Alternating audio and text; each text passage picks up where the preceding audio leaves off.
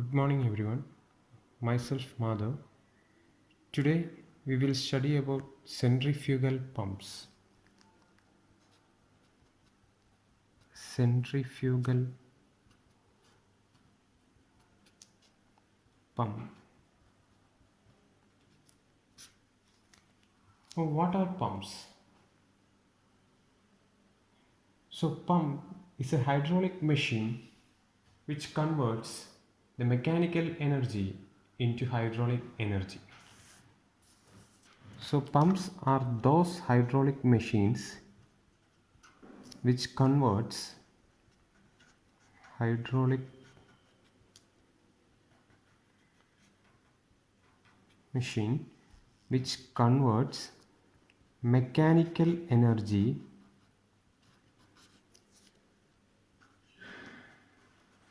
into hydraulic energy.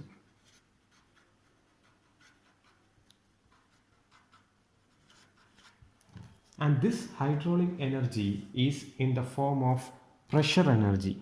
In the form of pressure energy. So pumps are those hydraulic machines which convert mechanical energy into hydraulic energy. In most of the application, pumps are used for lifting liquids from lower level to higher level, and this is being achieved by creating low pressure at the inlet and a high pressure at the outlet of the pump. And due to this low pressure at the inlet of the pump, the liquid is lifted from the lower reservoir to the pump, and the energy of that particular liquid will be increased at the pump, and it is being lifted to the required height from the outlet of the pump. Now, based on the working principle, the pumps are mainly classified as positive displacement pump and rotodynamic pumps. So today we will study about centrifugal pump, which is a rotodynamic pump. Now, centrifugal pumps are the most commonly used type of pump for the transfer of fluid.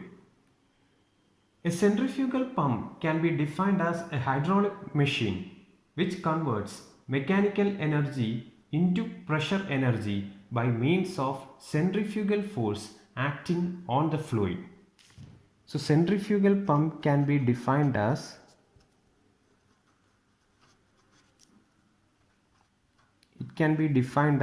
a hydraulic machine which converts mechanical energy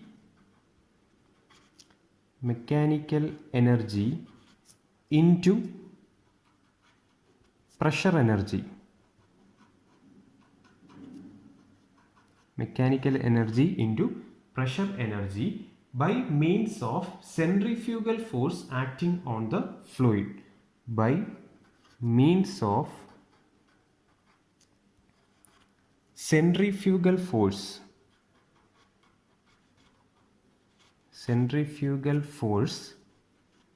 acting on the fluid.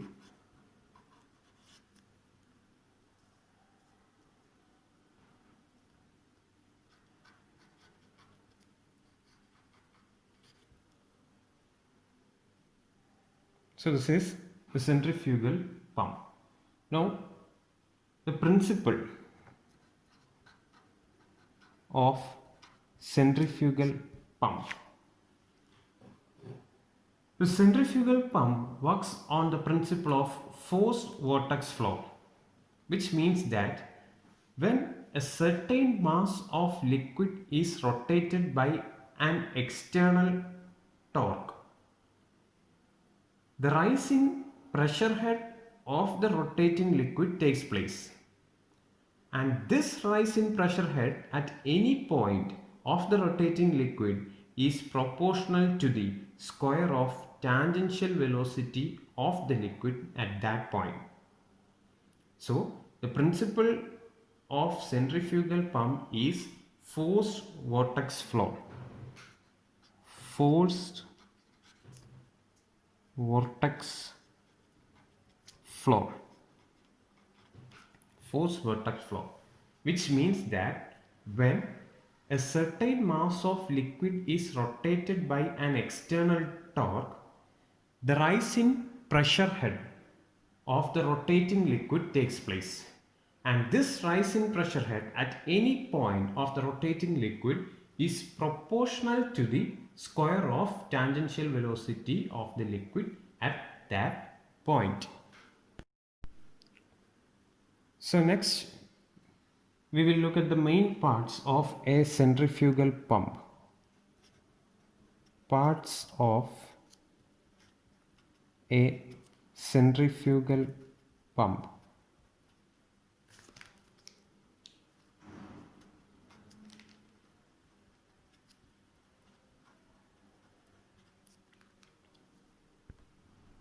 So, a centrifugal pump is having four main parts.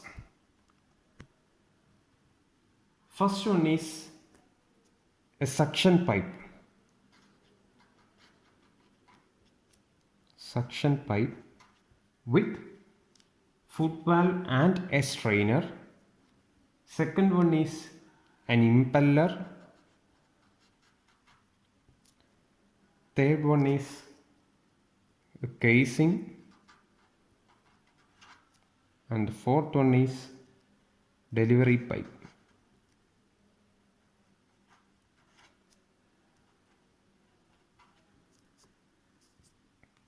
So these are the four parts of a centrifugal pump. It has a suction pipe with a foot valve and a strainer, an impeller which is a rotating component, then we have a casing, then fourth one is a delivery pipe. Now this is the schematic diagram of a centrifugal pump. So as I already mentioned, it has four main parts: a suction pipe with a foot valve and a strainer, then an impeller, then a casing and a delivery pipe. So first, the suction pipe.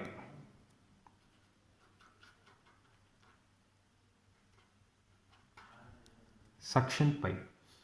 So a pipe whose one end is connected to the inlet of the pump and other end dips into the water in a sump.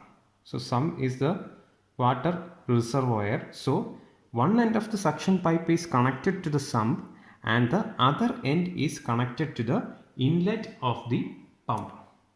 So one end to the sump and other end to the inlet of the pump. A foot valve is provided at the suction pipe. So a foot valve is a non-return valve or a one-way valve that is connected at the lower end of the suction pipe. So water enters into the suction pipe, it cannot leave the pipe, so only one directional flow. Then a strainer is also fitted at the lower end of the suction pipe. So the function of strainer is to remove the impurities present in this water. So if some impurities enters into the pump, so it will damage the blades of the impeller. So the impurities must be removed. So a strainer is being used. Then the second part is impeller. So impeller is the rotating part of the centrifugal pump. It is the rotating part of the centrifugal pump, and impeller is connected to the shaft, which in turn is being connected to the electric motor. So impeller is the rotating part of the impeller is the rotating part of the centrifugal pump, and it consists of series of curved veins consist of series of curved veins, and these veins or blades are designed in such a way that the water leaving through these blades will have more pressure energy. That is the kinetic or the velocity of the liquid leaving the blades will get reduced so as to increase the pressure energy of the liquid. So impeller is connected to a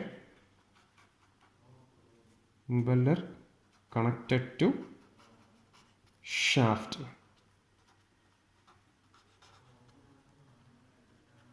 And the third part is a casing. So casing of a centrifugal pump is similar to that of a reaction turbine, and it is an airtight passage surrounding the impeller. Then it is designed in such a way that the kinetic energy of the water discharged at the outlet of the impeller is converted to pressure energy before the water leaves the casing and enters the delivery pipe. So the casing is designed in such a way that, so you can see here, the cross-sectional area of this casing is gradually increasing. So it is a volute casing. So the cross-sectional area is gradually increasing towards the delivery pipe. So at the outlet of the pump, the cross-sectional area is gradually increasing, so that again the velocity of the liquid will get reduced. Correspondingly, the pressure energy of the liquid will get increased. So here the liquid or the water leaving the impeller enters into the casing, and in the casing the velocity of the liquid is reduced and the pressure energy of the liquid is being increased. So mainly there are two types of casing, a volute casing and a casing with guide blades. So this is a volute casing. So this casing surrounds the impeller and it is having a spiral type in which the area of flow is gradually increasing. So since the area of flow since the area of flow increases, the velocity of flow decreases. Then the decrease in velocity increases the pressure of the water flowing through the casing. That is, the water leaving the impeller enters into the casing, and when the water flows through this casing, the velocity of water or the liquid decreases, and correspondingly the pressure energy of the liquid increases. Then we have a casing with guide blades. Casing with guide blades. So here the impeller is being surrounded by a series of stationary vanes or blades, and the guide vanes are designed in such a way that the water from the impeller enters into the guide vanes without any shock. Then so during the flow of water through this guide vane, again the velocity decreases and pressure energy increases. So casing is of two types. One is volute casing and second one is casing with guide blades. So in case of volute casing, it is of spiral type and the cross-sectional area increases gradually towards the outlet of the pump, and here the water from the impeller enters into the casing and the velocity decreases and the pressure energy increases. And the second type, the casing with guide blades, here The impeller is being surrounded by stationary guide vanes, and these blades are designed in such a way that the water enters into the stationary vanes without any shock, and water flows through these stationary vanes in such a way that the velocity of water leaving these vanes will be reduced and the pressure energy will get increased. And the fourth part is, of course, the delivery pipe. So delivery pipe is being connected between the outlet of the pump and the other end is being connected to the required height. So wherever we want to lift this water, the other end is being connected to that particular reservoir or tank. So delivery pipe is being connected at the outlet of the pump and the upper reservoir. So these are the four parts of a centrifugal pump. You have a suction pipe with foot valve and strainer. Foot valve and strainer. So the suction pipe, I will tell once again. So suction pipe is being connected between the inlet of the pump and the sump. Sump is the lower reservoir where the water is being stored. So suction pipe is connected between the inlet of the pump and the sump, and the lower or the bottom portion of the suction pipe is having a foot valve, which is a one-way valve. So the water flows only in one direction.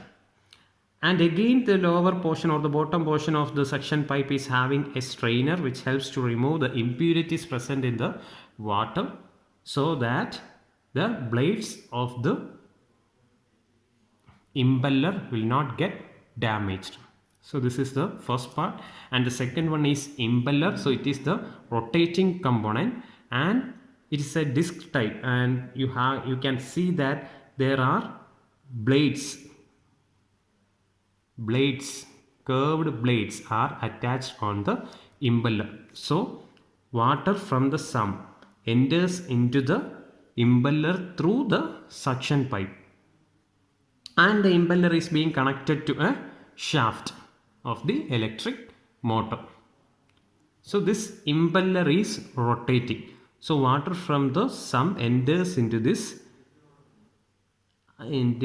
eye of the impeller. So this is the eye of the impeller. So water enters at the eye of the impeller and it flows through these veins so that its velocity is being decreased and pressure is being increased while flowing out of these blades of the impeller.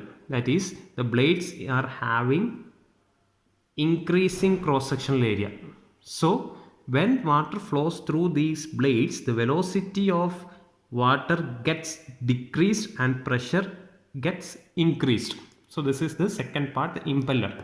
And then you can see surrounded by the impeller there is an airtight part, that is a casing, and the casing is of two types, a volute casing and casing with guide blades. So this is a volute casing. You can see the cross-sectional area is being increasing and water from the impeller enters into the casing, and here again the velocity of the water is being decreased and the pressure is being increased at the outlet of the pump.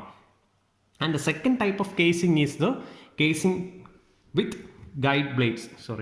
Casing with guide blades. So in this case, the impeller is being surrounded by stationary vanes. So water from the impeller enters into the vanes or stationary blades attached around the impeller, and it is being entering without any shock, and again while flowing through those stationary vanes the velocity of water get decreased and pressure increases.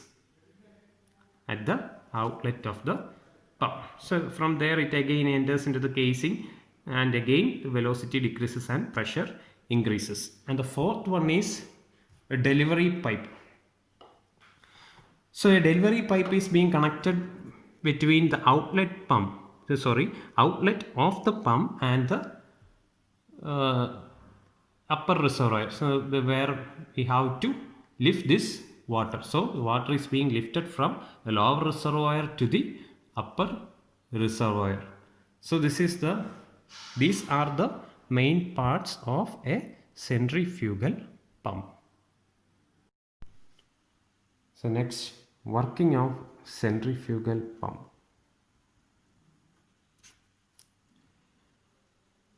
First, the centrifugal pump has to be primed.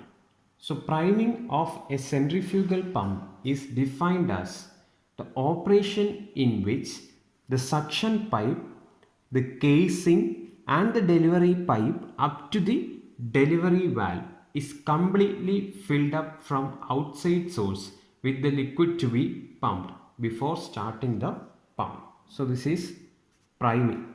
So what is priming? Priming of a centrifugal pump means it is the operation in which the suction pipe, so this is the suction pipe, then the casing and the part of the delivery pipe up to the delivery valve is completely filled up from outside source with the liquid to be pumped before starting the pump. So priming is required to remove air from these parts, and the removal of air from these parts is essential because the pressure created at the eye of the impeller is proportional to the density of the liquid that is in contact with the impeller. So if the impeller is made to rotate in the presence of air, the pressure created may not be sufficient to lift the water from the sump to the eye of the impeller. Therefore, it is very essential that we have to prime the centrifugal pump before it is being started. Now, after priming, the electric motor is started so that the impeller rotates.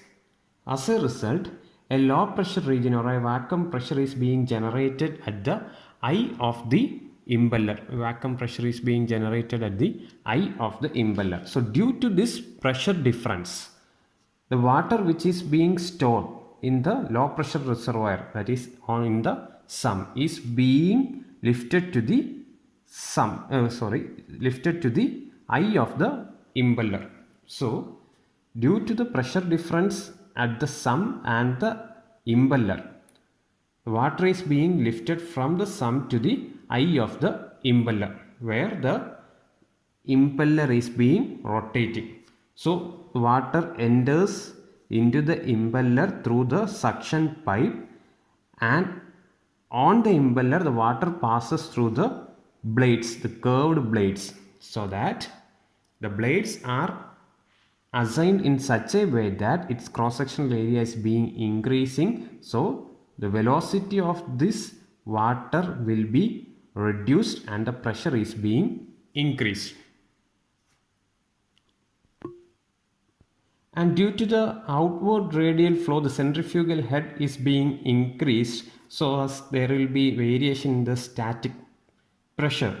So at the outlet of this curved vanes, we will be having high pressure, high velocity liquid, and this high pressure velocity liquid is being then passed on to the casing.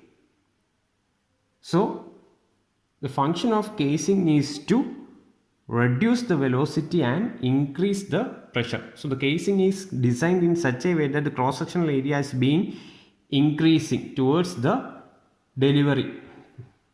So in the casing, the velocity is being decreased and the pressure is being increased. So this high pressure liquid is being lifted to the required height, the high pressure reservoir, through the delivery pipe.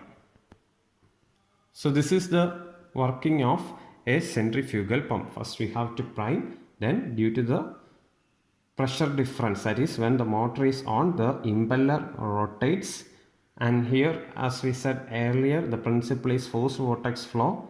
So a low pressure region is being created at the eye of the impeller, so the suction line or suction pipe is having low pressure, and due to this low pressure the water from the sump is being lifted onto the eye of the impeller, where it flows through the veins on the impeller, so that the pressure is being increased by reducing the velocity. Then this liquid is being given onto the casing, where the velocity is being decreased and the pressure is being increased. So this is a volute casing. So the cross sectional area is being increasing towards the delivery or the outlet. So this is the working of a centrifugal pump. So next we can go through various definitions of heads.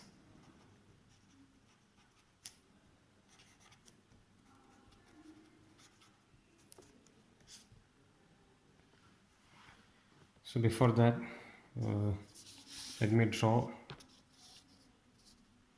a reference datum. So we have a reference datum. So reference datum line. Then consider point A.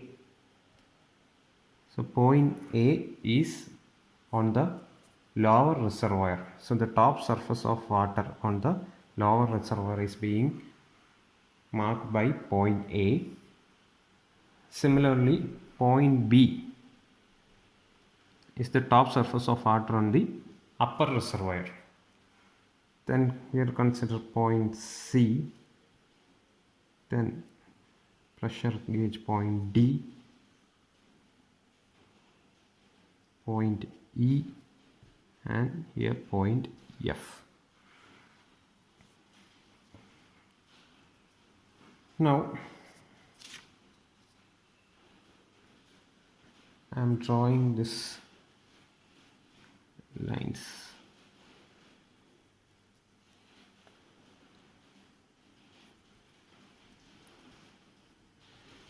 So this is being marked by HA, and this is being marked as HS.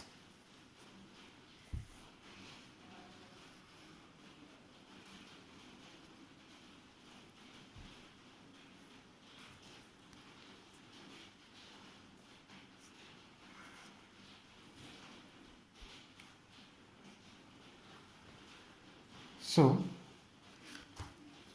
here you can see this is the center line of the pump. So the first type is the suction head. Suction head represented by HS. So suction head is the vertical height of the center line of the pump above the surface in the tank or pump from which the water is to be lifted. So this is the suction head HS. So you can see it is the vertical distance from the center line of the pump and the top surface of the water in the lower reservoir from which the water has to be lifted. So this vertical height is being marked as HS, that is the suction head. Then similarly delivery head, it is the vertical distance between the center line of the pump and the water surface in the tank to which the water is to be delivered. So this is the suction head and delivery head. So this is the delivery head represented by represented by HD. So suction head HS and delivery head HD. So vertical distance between the central line and the surface of water on the lower reservoir, top surface of water on the lower reservoir, and the delivery head HD is the vertical distance between the center line of the pump and the top surface of water on the upper reservoir. Then HS is being represented as static head.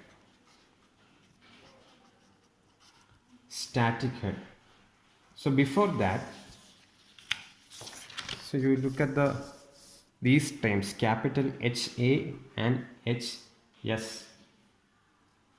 So when the liquid is flowing through this pipe, so at any point the total energy of the liquid is, it is the sum of kinetic energy plus pressure energy plus potential energy. So look at this point A. So HA is the energy at point A. So it is the lower reservoir and water is being stored in the lower reservoir, and this is being exposed to atmosphere. So the water is having atmospheric pressure. So the value of P is 0 and the water is at rest. So there is no velocity. So at point A, the energy at point A is HA.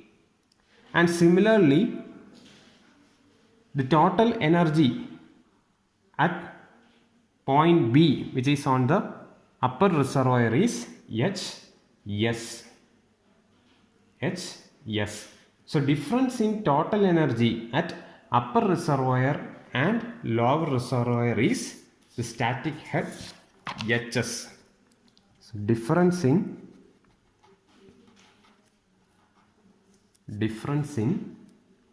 total energy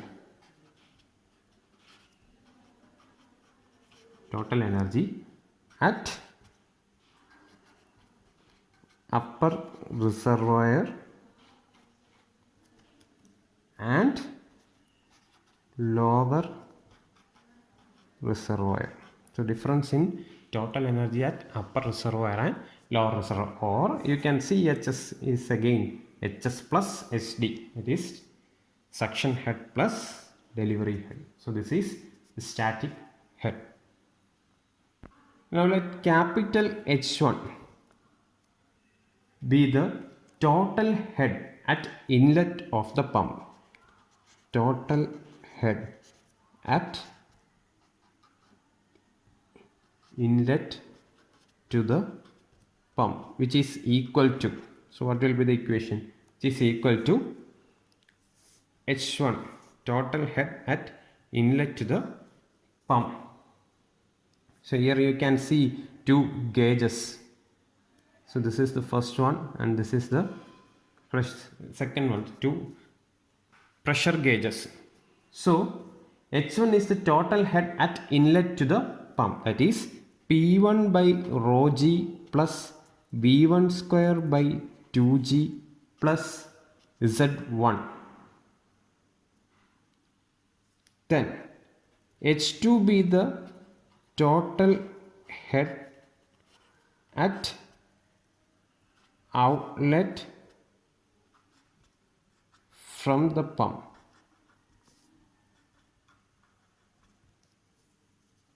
Sorry. So here you can see this is Z1. So this is point D and this is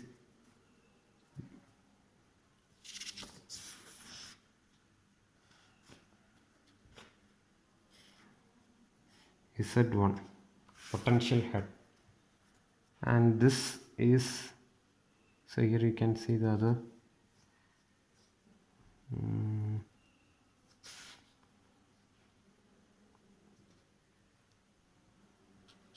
this is Z2. So you can see Z1 and Z2. So total head at outlet from the pump is equal to P2 by rho G plus V2 square by 2G plus Z2. Now H2 minus H1 is equal to P2 by rho G plus V2 square by 2G plus Z2 minus P1 by rho G plus V1 square by 2G plus Z1. So this is the head developed by the pump. So H2 minus H1 is the head developed by the pump. And again it is also can be called as the manometric head.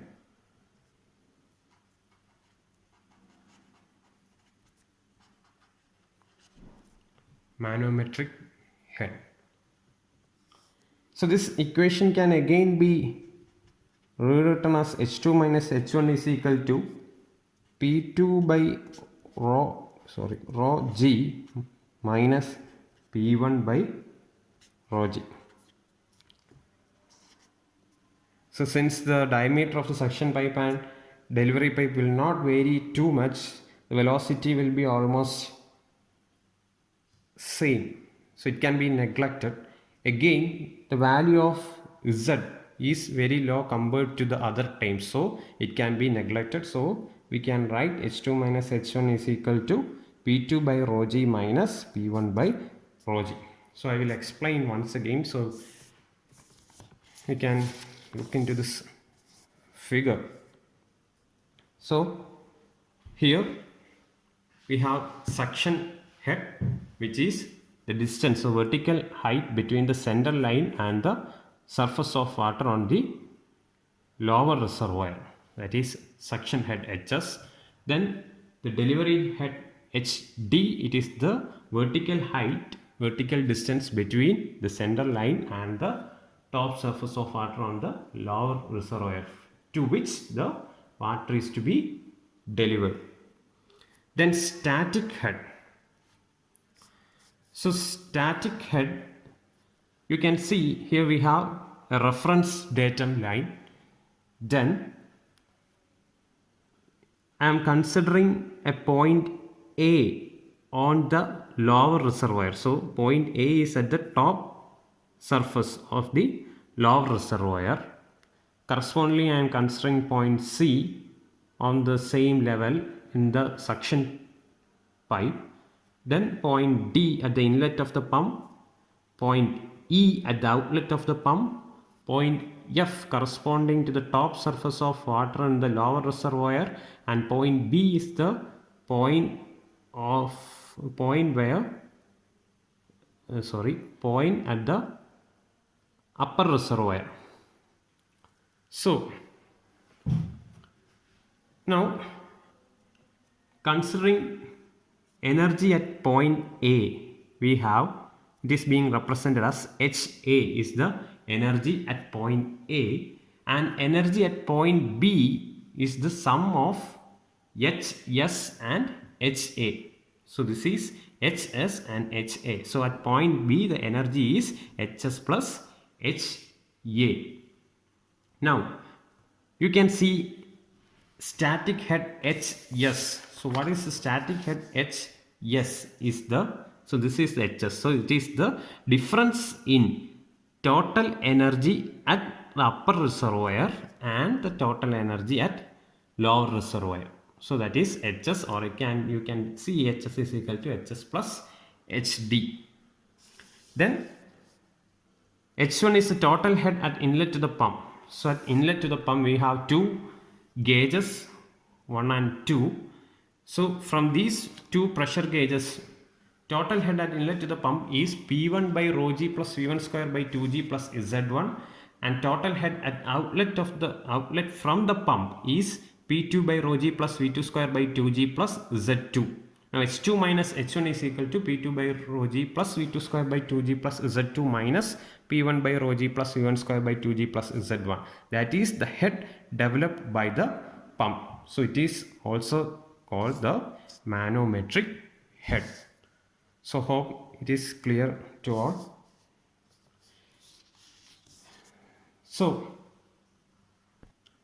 now applying Bernoulli's equation.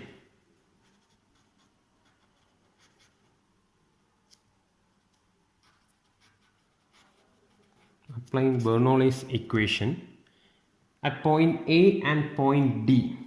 At point A and point D. So what will be the equation? We know that P1 by rho g plus V1 squared by 2g plus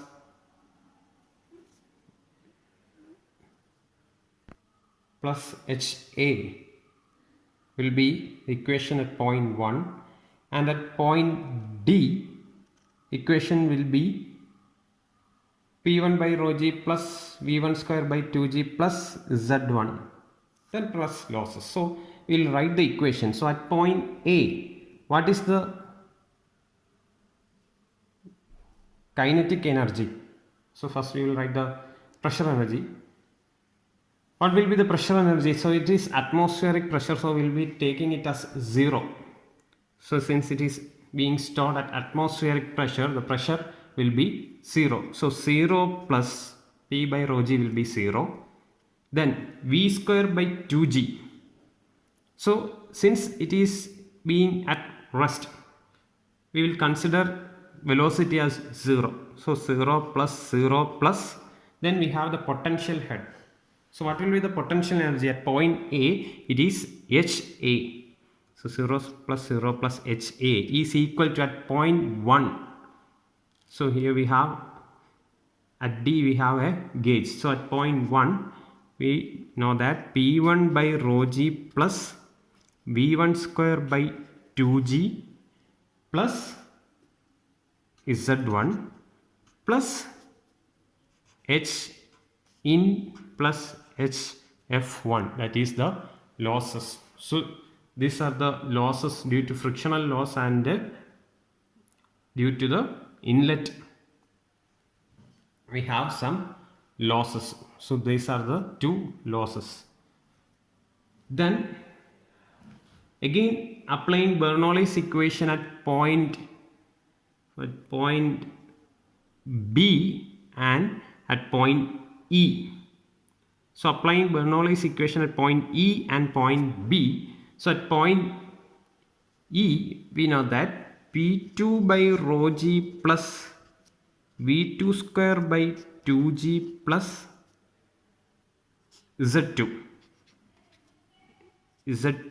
is equal to, again at point B, pressure, it is atmospheric pressure, so 0 plus water is at rest, so velocity will be considered 0 plus 0 plus the potential head, that is HS plus HA, HS plus HA plus the loss. What is the losses? H due to the exit or due to the outlet plus HF2. So this is the loss occurring during the when water is being entering into the pipe. So energy loss at inlet to the pump, and here we have energy loss at the exit of the pump. So then we have frictional loss. So when water is flowing through, not only friction, there are several other losses due to bend, etc. So we have losses when water is flowing through the suction pipe and the delivery pipe. So it is being mentioned here. So here from the first equation we know that HA is equal to P1 by rho g plus V1 square by 2g plus Z1 plus H inlet plus HF1. And second equation P2 by rho g is equal to P2 by rho g plus V2 square by 2g plus Z2 is equal to HS plus HA plus HE plus HF2. So substituting the value of HA from first equation to the second equation. So what will we get? P2 by rho g plus V2 square by 2g plus Z2 is equal to HS plus P1 by rho g plus V1 square by 2g plus Z1 plus H in plus HF1 plus HE plus HF2. So this can be rearranged into P2 by rho g plus V2 square by 2g plus Z2 minus P1 by rho g plus V1 square by 2g plus Z1 is equal to, the remaining terms are HS plus the losses H in plus HE plus HF1 plus HF2. So what is this? We have already discussed this. So this is H head developed by the pump. So H is equal to HS plus sigma HF. That is, the total head developed by the pump is equal to static head plus sum of all losses. Total head developed is equal to static head plus sum of all losses.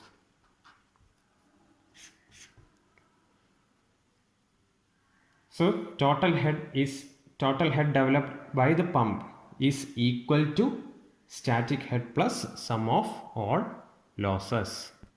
So hope everything is clear to all of you.